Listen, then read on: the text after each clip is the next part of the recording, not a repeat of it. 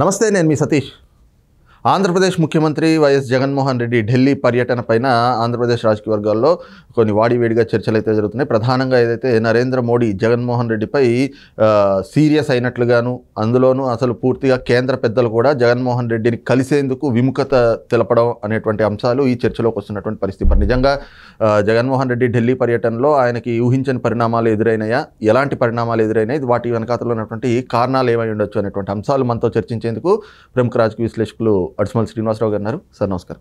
నమస్కారం అండి. సార్, ప్రధానంగా జగన్మోహన్ రెడ్డి గారు ఢిల్లీ పర్యటనకి వెళ్ళొచ్చారు. దానికి సంబంధించి వైఎస్ఆర్ కాంగ్రెస్ పార్టీ నాయకులు, ఆ సోషల్ మీడియా వాళ్ళు ఏదో రాష్ట్రానికి రావాల్సినటువంటి వేల కోట్ల రూపాయలు, పోలవరానికి రావాల్సిన వేల కోట్ల రూపాయలు, ఈ నిధుల గురించి, విభజన హామీల గురించి ఇవన్నీ జగన్మోహన్ రెడ్డి గారు వెళ్ళి అడుగొచ్చారు అని చెప్పేసి ప్రచారం చేస్తున్నారు. కానీ ప్రధానంగా ఏదైతే జగన్మోహన్ రెడ్డికి అపాయింట్మెంట్ ఇవ్వడానికే కేంద్ర పెద్దలు కొందరు విముఖత తెలిపారని, నరేంద్ర మోడీ కూడా ఆయనని ఇంటికి రావద్దు అని చెప్పి పార్లమెంట్కి పిలిపించుకుని అక్కడ కలిశారని, ఆ సమావేశంలో కూడా ఏదో కొంత ఆయన సీరియస్ అయినట్లుగా కూడా ఒక చర్చలు అయితే జరుగుతున్నాయి. ఇందులో ఏ మేరకు వాస్తవం ఉంది, ఏంటి అసలు కారణాలు? సీరియస్ అవటాలు ఏమి ఉండవండి. ఒకళ్ళనొకళ్ళు అవమానించుకుంటూ ఏమి ఉండదు. ఇప్పుడు వాళ్ళు వద్దనుకుంటే అలా అపాయింట్మెంట్ ఎవరు, ఇతన్ని ఎంతో కొంత కన్సర్న్ చేశారు. ఎలాగంటే ఇన్నాళ్ళ పాటు కలిసి ఉన్నాం, రాష్ట్రాన్ని మడతెట్టేసాం, చంద్రబాబు గారిని పరాభావం పాలు చేసిన దాంట్లో తోడొచ్చారు కాబట్టి కొంచెం కన్సర్న్ ఉంటుంది. కానీ వాళ్ళ ఉనికికే భంగం కలిగినప్పుడు, వాళ్ళకి ఇబ్బంది కలుగుతున్నప్పుడు, వాళ్ళకి దక్షిణాది నుంచి ఒక అవసరం ఏర్పడినప్పుడు, దక్షిణాదిలో వాళ్ళకు ఒక ఇమేజ్ కావాల్సి వచ్చినప్పుడు ఒక చంద్రబాబు నాయుడు గారు తోటి వెళ్ళటం మంచిదని వాళ్ళ అభిప్రాయం మార్చుకున్నారు. వాళ్ళు ఏం చేస్తారో, ఒక రాజకీయ పార్టీగా మూడోసారి మళ్ళీ అధికారంలో రావాలని వాళ్ళు కోరుకుంటారు. ఎన్డీఏ ప్రభుత్వమే మళ్ళీ రావాలి, ఎన్డీఏ ప్రభుత్వం మళ్ళీ రావాలంటే అన్ని లెక్కలు వేరీ చేసుకుంటారు. 2 సార్లు అధికారంలో ఉన్న తర్వాత మూడోసారి కొంచెం డెఫినెట్గా వ్యతిరేకత ఉంటుంది. దాన్ని ఎలా కవర్ చేసుకోవాలనుకుంటారు. ప్రస్తుతం రామాలయం ఈ విషయంలో కొంత సానుకూలత అనిపిస్తుంది వాళ్ళకి. అది ఎంతవరకు సానుకూలత అనేటువంటిది అంతు చిక్కట్లేదు. ఎందుకంటే ఒక మతం గురించి మనం ఇదైనప్పుడు ఆ మతం వాళ్ళందరూ స్ప్లిట్ అయి ఉంటారు. హిందూ మతంలో అందరూ కన్సల్టేట్ అవ్వరు. వాళ్ళు కావాల్సిన విధంగా అవుతారు కానీ అంతా ఒక తాటి మీద రారు. కానీ ఈ మతవాదానికి వ్యతిరేకంగా వాళ్ళందరూ కన్సల్టేట్ అవుతారు. వాళ్ళకి అభద్రతాభావం వల్ల కన్సల్టేట్ అవుతారు. దానివల్ల కొంచెం ఇబ్బంది ఉంటుంది. కాబట్టి వాళ్ళు ఏం చేస్తారంటే దీన్ని అధిగమించడానికి వాళ్ళకి సీట్లు లెక్కేసుకుంటారు. ఉత్తర భారతదేశంలో నార్త్కి అంటే మొత్తం సౌత్ ఈస్టర్న్ అన్నీ కలిపి చూసుకుంటే దక్షిణాది మినహా మిగతా రాష్ట్రాల్లో, పశ్చిమ బెంగాల్లో కూడా వాళ్ళకి ఎదురెత్తాయి. గతంలో వచ్చినట్టు రావు. ఉత్తరప్రదేశ్ కూడా గతం మీద తగ్గే అవకాశం ఉంది. రామాలయం నిర్మించినా కానీ 2 సార్లు అయిన తర్వాత మూడోసారి వేయాలంటే కొంచెం తేడా వస్తుంది.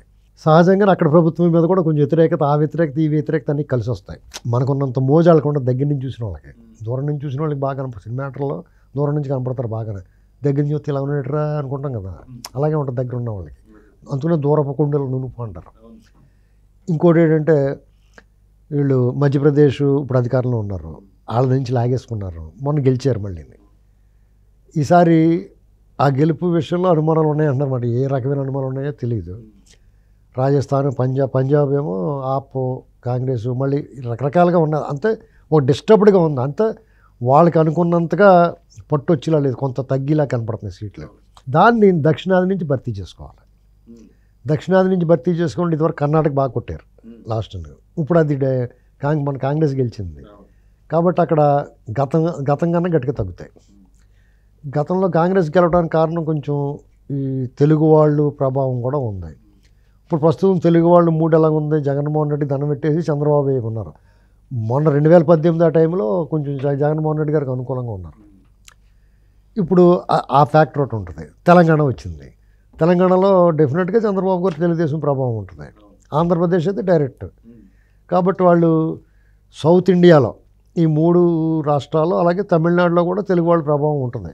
తెలుగు వాళ్ళ ప్రభావం అంటే ఆటోమేటిక్గా మొత్తం తెలుగు వాళ్ళందరూ చంద్రబాబు గారు వెనకాల ఉండకపోయినా మెజారిటీ ఉంటారు ఈసారి.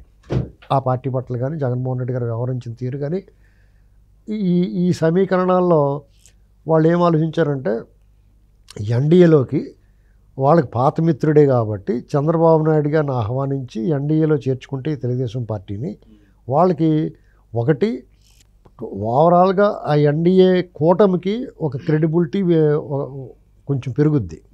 ఆల్రెడీ ఇప్పుడు లేదు, ఈయన వస్తేనే పెరుగుద్దని కాదు, ఈయన యాడాన్ అవటం వల్ల వాళ్ళు కొంచెం ఓహో ఆ పార్టీకి 2 సార్లు అధికారంలో 3సారి వ్యతిరేకత ఉన్నా దాన్ని ఓవర్కమ్ చేయడానికి అవకాశం ఉంటుంది మిగతా రాష్ట్రాల్లో. చంద్రబాబు గారు చేరుతున్నాడు ఆ పార్టీలో, ఏదో ఉంది, గెలుస్తారేమో వాళ్ళు అనుకుంటారు. అలాగే ఈ దక్షిణాది రాష్ట్రాల నుంచి కొంచెం సానుకూలత, దక్షిణాది కూడా మేము ఇంపార్టెన్స్ ఇస్తాం, దక్షిణాది రాష్ట్రాల ప్రాతినిధ్యం కూడా మా దగ్గర ఉంది అని చెప్పుకోవడానికి. రేపు ఇక్కడ దాంతోపాటు టీడీపీతో పొత్తులో ఉన్నారనుకోండి, అస్సలు ఒక సీట్ కూడా లేకుండా 100 కన్నా ఓట్లు తక్కువ ఉన్నది అనిపించుకోకుండా అక్కడ 3, 2 వీళ్ళతో పొత్తులో ఉండటం వల్ల వస్తాయి కదా సీట్లు, అది ఆ ప్రాతినిధ్యం కావాలి వాళ్ళకి. అలాగే తెలంగాణలో ప్రాతినిధ్యం ఉంటుంది. వీళ్ళ ముగ్గురు బీజేపీ, టీడీపీ, జనసేన పొత్తులో ఉంటే డెఫినెట్గా ఇక్కడ బాగానే ఉంటుంది వీళ్ళకి. అంచేత ఈ 2 కర్ణాటకలో కూడా ఆ తెలుగుదేశం అభిమానించే వాళ్ళు, తెలుగు వాళ్ళు ఈసారి ఏమన్నా బీజేపీకి చేశారనుకోండి, వాళ్ళకి అక్కడ ఫలితాలు కొంచెం ఆశాజనకంగా బాగుంటాయి. అంటే 3 రాష్ట్రాల్లోనూ వాళ్ళకి కొంచెం బాగుంటుంది, అంటే మరీ డ్రై అయిపోకుండా. అలాగే తమిళనాడులో కూడా వాళ్ళకి ఎంతో కొంత ప్రభావం చూపిస్తుంది ఆ ఓటు షేర్ పెరగటం. అది అప్పుడు వాళ్ళకి ఏమన్నా ఇది ఉత్తర భారత పార్టీ మాత్రమే కాదు, దక్షిణాది కూడా మాకు పట్టు ఉందని చెప్పుకోవడానికి ఒకటి. వాళ్ళు లాంగ్ టర్మ్ ఆలోచిస్తారు వాళ్ళు. అలాగా ఉభయ తారకం ఇది. చంద్రబాబు గారు ఏం ఆలోచిస్తాడో, బీజేపీతో వెళ్ళటం వల్ల డెఫినెట్గా ఆంధ్రప్రదేశ్లో చాలా ఆగ్రహం ఉంది బీజేపీ మీద, అది ఎవడ కాదలేని సత్యం, అందరికీ తెలుసు, వాళ్ళకి తెలుసు, ఈయనకి అందరికీ తెలుసు. కానీ ఇక్కడ ఆంధ్రప్రదేశ్లో జగన్మోహన్ రెడ్డి గారి ఫ్యాక్టర్ ఒకటి ఉంది. జగన్మోహన్ రెడ్డి గారి ఫ్యాక్టర్ ఏంటంటే రేపు ఎన్నికలు చేసుకొని ఇవ్వడనేటువంటి భయం ఉంది వీళ్ళకి. నిజంగా అతను అంత తెగింపు చేస్తాడో లేదో తెలియదు, కానీ ప్రజలకు ఉంది భయం పార్టీల కంటే కూడా. ఆ భయంలో సపోజ్ మీరు నేను ఉంటామండి, మన ప్రధాన నాయకులు మన ఊళ్ళో మన ఇద్దరిని ఎరగొట్టేసి లోపల వేసేసారు, ఏం చేస్తారు? అసలు వాళ్ళు వేసేసుకుంటారు వెళ్ళిపోయి, అవునా కదా? ఇప్పుడు ఇది ఇలాంటి కొంచెం వాళ్ళు చేశారు ఆల్రెడీ లోకల్ బాడీలో. చాలామంది ఏమంటారంటే ఇదేం కాదు, ఎలక్షన్ కూడా వచ్చిందని పోలీసు వాళ్ళు సహకరిస్తారు, అది ఇది అని. అవన్నీ జరగని పనులండి. ఇప్పుడు సహకరిస్తారు ఎప్పుడు ఎలక్షన్ అయిపోయిన దొంగలు పడ్డ 6 నెలలకు కుక్కలు మురిగినట్టు చేస్తారు వాళ్ళు. అప్పుడు దానివల్ల ప్రయోజనం ఏముంటుంది? పని అయిపోయిన తర్వాత ఇలాంటివి ఉంది. తర్వాత డబ్బు పంపిణీ, ఎన్నికల అక్రమాలు, దొంగ ఓట్లు, ఇలాంటి చాలా ఫ్యాక్టర్స్ ఉన్నాయి. టీడీపీని ఇబ్బంది పెట్టడానికి అతను జగన్మోహన్ రెడ్డి తెగించున్నాడు. అతను ఒత్తకుండా పోతే ఇంటిక అర్థమైందా?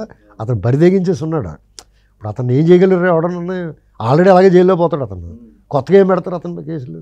ఆల్రెడీ వాళ్ళ బాబాయ్ మర్డర్ కేసు వాళ్ళ చుట్టూరునే ఉంది, వాళ్ళ ఇంట్లో వాళ్ళు వాళ్ళకనే. అలాగే కోడిగత్తి సీన్ కేసు కూడా చూస్తున్నారు, రా అంటుంది. ఆయనకి బెయిల్ మీద తిరుగుతున్నాడు. ఇక కొత్తగా జైలు అంటే భయం ఉండదు ఆయనకి, ఆల్రెడీ చేసి వచ్చాడు కాబట్టి బరి తెగించేసి ఉంటారు. దాని డబ్బు ఫ్యాక్టర్ ఉంది. ఇలాంటివన్నీ కొంతమంది ఆఫీసర్ని వాళ్ళ మనుషులను పెట్టి, రాజశేఖర రెడ్డి ఉన్నప్పటి నుంచి వాళ్ళ మనుషులు అన్ని చోట్ల పెట్టేశారు. మీకు అన్ని డిపార్ట్మెంట్లో వాళ్ళు కమ్మేసి ఉన్నారు వాళ్ళు. ఇదంతా కేంద్రం నుంచి ఆ వ్యవస్థల సహకారం లేకపోతే, వ్యవస్థల సహకారం కంటే కూడా వాటి పని అవి చేసుకుంటేనే తప్ప ఎన్నిక సక్రమంగా ఆంధ్రప్రదేశ్లో జరగదు. ఇప్పుడు మీకు తెలంగాణలో జరగలేదా, కర్ణాటకలో జరగలేదా, లేకపోతే మధ్యప్రదేశ్లో జరగలేదా? అక్కడ జగన్మోహన్ రెడ్డి లేడు. అక్కడ ఈ కులగజ్జి మత పిచ్చి లేదు. అక్కడ వాళ్ళ పని ఎవరి పని వాళ్ళు చేసుకుంటారు. ఏమన్నా రూపాయి కక్కుతి పడినా ఎవడా గదివితే వాళ్ళు బానేస్తారు. ఇక్కడ అలా కాదు కదా, జీర్ణించిపోయి ఉన్నారు ఇక్కడ. పైగా వాళ్ళందరూ ప్లాంటర్స్, ఎప్పటి నుంచో రాజశేఖర రెడ్డి అప్పటి నుంచి ప్లాంటర్స్. అప్పుడున్నాడు ఏపీఎస్ఎస్సి ఉంటుంది కదా, అలాంటి దానికి ఏదో చైర్మన్గా ఒక రెడ్డి గారిని వేశారు. మొత్తం అందరినీ దూచేసాడు అందరినీ. ఎప్పుడు టీడీపీ వాళ్ళు చేసిన తప్పదే. వాళ్ళ అధికారంలో ఉన్నప్పుడేమో పారదర్శకం, అంత జాగ్రత్తగా తూకాలు వేసి ఇస్తారు అందరికన్నా. వీళ్ళు మాత్రం రెండర బాబు మన వాళ్ళందరూ చెప్పి చూసిస్తారు. వాళ్ళే ఉంటారు అన్ని చోట్ల కింద నుంచి పైదాకన్నా. మీరు చూసుకోండి, కావాలితే లెక్కలు తీయండి. డిపార్ట్మెంట్లో టీచర్ల దగ్గర నుంచి అందరూ వాళ్ళు ఉంటారు. అయితే వాళ్ళు మతానికి సంబంధించి కానీ, లేదంటే కులానికి సంబంధించి కానీ, లేదా ఆ ప్రాంతానికి సంబంధించి కానీ, లేదా వాళ్ళు అంటే పడి చచ్చిపోళ్ళు కానీ ఏరుకుని పెట్టుకుంటారు వాళ్ళు. ఇది ఇవన్నీ ఓవర్కమ్ చేయాలంటే డెఫినెట్గా టీడీపీకి జనబలం ఒకటి చాలదు, ధనబలం కావాలి. దాన్ని ఎలాగలా సమకూర్చుకున్నా దాన్ని పంపిణీ చేసి కూడా ఉండాలి, ఎవడో అడ్డుకోకుండా ఉండాలి. లేకపోతే వీళ్ళు పంపిణీ చేయకుండా ఆపితే వాళ్ళని కూడా చేయనివ్వకూడదు. పైగా వాలంటీర్లు లాంటి ఒక సైన్యం ఒకటి ఉంది అతనికి. ఇవన్నీ ఎదుర్కోవాలంటే డెఫినెట్గా కేంద్ర ప్రభుత్వం నుంచి ఆ వ్యవస్థలో ఆ చట్టం తన పని తాను చేసుకునే అవకాశం కావాలి. డెఫినెట్గా బీజేపీ వాళ్ళు చెప్పినట్టు నమ్మతే చట్టాలు ఎందుకు పని చేయనిస్తారు? వాళ్ళు మీ మాట నమ్మతే మీరు చేయనిస్తారా? వాళ్ళంతే. వాళ్ళు తప్పు పట్టకూడదు, మనం అనవసరంగా తిడతాం కానీ వాళ్ళని. వాళ్ళు ఇప్పుడు వాడు చాలా మంచివాడు, శ్రీరామచంద్రుడు అయితే ఏమయ్యా శ్రీరామచంద్రుడు కదా నువ్వు ఇలా పని చేస్తున్నావు ఏంటి అని అనొచ్చు. వాళ్ళందరూ రావణాసురుల్ని మనం నువ్వు ఇలా చేస్తున్నావు ఏంటంటే అలాగే చేస్తారంటాడు. రావణాసురులు వాళ్ళు అలాగే చేస్తారు. అర్థమైందా? వాళ్ళ దారిలో పోయి మనం చేసుకుంటామే. ఇంకా అందుకే ఇక్కడ ప్రజల్లో కూడా తప్పు ఉందండి. ప్రజల్లో కూడా ఇప్పుడు రాజకీయ నాయకుల్ని, బీజేపీని, జగన్మోహన్ రెడ్డి గారిని అలా తిట్టకూడదు మనం. మనం కరెక్ట్గా ఉన్నామా? 2 ఏళ్ళు ఇస్తాను కానీ ఓటేయం, డబ్బులు ఇవ్వకపోతే మేము ఓటేస్తాం రాము, ఇలాంటి మాటలు మనం మాట్లాడుతున్నప్పుడు వాళ్ళు అలాగే ఉంటారు. అదే ఈ పొత్తులు అనేటువంటి అనివార్యం. ఇక్కడ మరి వీళ్ళతోటి ఎందుకుంటారంటే దానికి చెప్పాను నేను. సౌత్ని చంద్రబాబుని ఇప్పుడు జగన్మోహన్ రెడ్డి గారిని పెట్టుకుంటే జగన్మోహన్ రెడ్డి గారు రమ్మంటే నేను జగన్మోహన్ రెడ్డి గారు వెళ్ళడం ఎన్డీలోకి. నేను ఇలాగే తెరసాటు భాగోతం చేస్తాను తప్ప తెర ముందు చేయనండి. మా అభిమానులు అది మాట్లాడతారు, నేను వీరుణ్ణి సూర్యుడిని అని. నేనేం పుల్ని కాదు, ఏమి కాదు, పిల్లిని కూడా కాదు. నేను ఎప్పుడు అన్ని బహిరంగంగా ఏది చేయను, అన్ని షార్ట్ని చేస్తాను నేను అని చెప్తాడు అతను. వాళ్ళు కూడా ఇతను పెట్టుకుంటే ఇక వాళ్ళకి అంతకన్నా అవమానం ఉండదు. అంటే అత్యంత అవినీతిపరుడైన ఇన్ని కేసుల్లో ఉన్నవాడు 16 ఏళ్ళు జైలు చేసిన పెట్టుకుంటే వాళ్ళు ఇదే పోద్ది, వాళ్ళు విశ్వసనీయ దెబ్బతినిపోద్ది. అందుకని వాళ్ళు పెట్టుకోరు. అందుకని ఇన్నాళ్ళు కూడా షార్ట్ మోట్ వ్యవహారం చేశారు వాళ్ళు అతనితోటి. ఇంకా వాళ్ళకి టైం వచ్చింది. ఇంకప్పుడు శుద్ధపూసల్లా కనపడాల్సిన టైం వచ్చింది. మేము చాలా మంచివాళ్ళు అంటే సజ్జన సాంగత్యం ఉండాలి సహజంగానే. అప్పుడు ఈ తెలుగుదేశం పార్టీతో ఉండటం వల్ల పైగా ఆర్ఎస్ఎస్లో కానీ బీజేపీలో చాలామంది మెజారిటీ నాయకులకి చంద్రబాబు గారితో సఖ్యత అంటే ఇష్టం. వాళ్ళకి వాళ్ళు సహజ మిత్రుల కింద వాళ్ళు అభిమానిస్తారు కూడా నేను. కాబట్టి ఈ రకమైన ప్రపోజల్ వాళ్ళ దగ్గర నుంచి వచ్చింది. చంద్రబాబు నాయుడు గారు కూడా ఆ పార్టీలో ఆలోచించి సెట్ చేస్తారు. ఇది పొత్తు కుదిరిపోయినట్టే. అది ఈ సీట్లు ఎన్ని ఇస్తారో ఏంటనేటువంటి వాళ్ళు చెప్తారు. ఎప్పుడో 10 రోజులు పడుతుంది. కానీ అయితే ఇక వాళ్ళు కలిసి వెళ్తారనేటువంటి దాన్ని ఫిక్స్ అయిపోయి ఆ రకంగా ఎవరన్నా గొంతులు సవరించుకుంటామే. కానీ మనసులో బాధ అయితే ఉంటుంది బీజేపీ మీద అందరికీ. ఆ బాధని వాళ్ళు ఏ రకంగా కన్విన్స్ చేస్తారనేటువంటిది మనం ఎదురు చూడాలి. జగన్మోహన్ రెడ్డి గారికి అయితే అతను నిన్న ఏడవలాగా నవ్వుతూ వచ్చాడు. అక్కడ లోపల మన పని అవ్వలేదురా, అప్పుడు పని అవ్వకపోయినా సరే బయట కనపడకూడదని నవ్వుకుంటూ వస్తాం కదా. మీకు ఆయన చాలా సంతోషంగా ఉంటే ఏం చెప్తుడంటే పివి నరసింహరావు గారికి భారతరత్న రాగానే చాలా బాగా ఇచ్చారు, అది ఇది ఆనందాన్ని ఆపుకోలేక చెప్తుడు. అతనికి లోపల మన పని అయిపోయింది, ఎలాగ ఓడిపోతున్నాం, వీళ్ళ సహకారం కూడా లేదు, ఇలాంటి పరిస్థితిలో ఈ భారతరత్న ఏంటి గోళ మనకు అన్నట్టు పోయాడు. అంతే. రైట్. ఇది చూస్తున్నాం కదా పూర్తిగా. ఏదైతే అన్ని ఢిల్లీ పర్యటనలో కూడా జగన్మోహన్ రెడ్డికి ఊహించని షాకులు తగలండంతో ఇక ఏడవలేక నవ్వుతూ బయటకు వచ్చినట్లుగానే నిన్న జగన్మోహన్ రెడ్డి వ్యవహారంతో అయితే కనుక ఆ పరిస్థితి అర్థమైంది. ఈ క్రమంలోనే జరిగినటువంటి పరిణామాలని కప్పిపుచ్చుకోవడానికి ఒక నాటకీయ ధోరణి అయితే కనుక జగన్మోహన్ రెడ్డి అవలంబిస్తూ ఉన్నాడు అనేటువంటి ఒక భావాన్ని కూడా ప్రముఖ రాజకీయ విశ్లేషకులు అడుసుమల్లి శ్రీనివాసరావు గారు వ్యక్తం చేస్తూ ఉన్నారు. Thank you.